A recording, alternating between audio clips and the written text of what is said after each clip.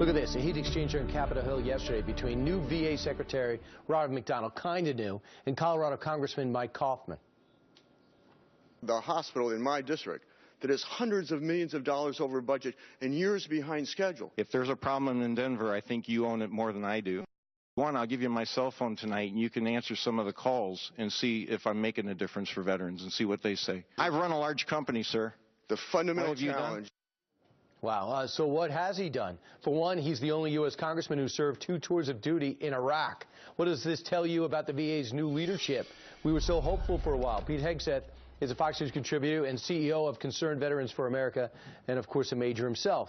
Major, what is your take on that exchange yesterday? I don't know. I mean, are we in junior high? I mean, I've run a big company, sir. What have you done? He walked straight into a trap of a not just a guy who's done 2 tours, one in the first Gulf War and the Iraq War, and 22 years in the Marine Corps.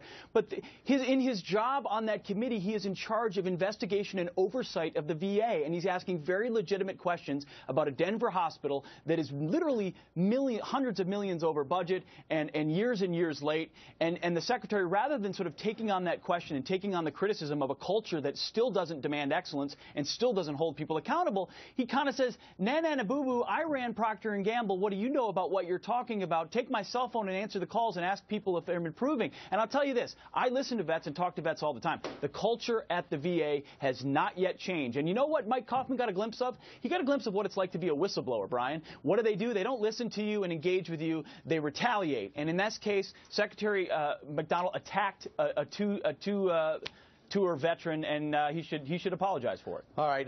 Unfortunately, we're still talking about the same thing. We thought we'd be further along. Let's talk about something else. The Wall Street Journal does a column yesterday, and they talk about how the VA is still a system ripe for fraud and abuse.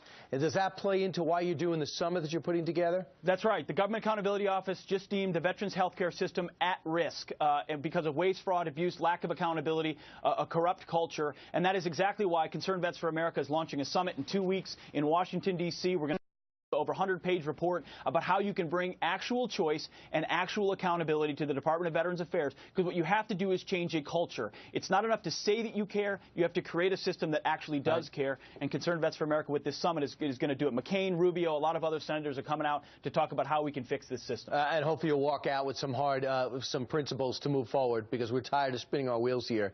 That's right. Major, thanks so much for joining us. Thanks, Brian. All right.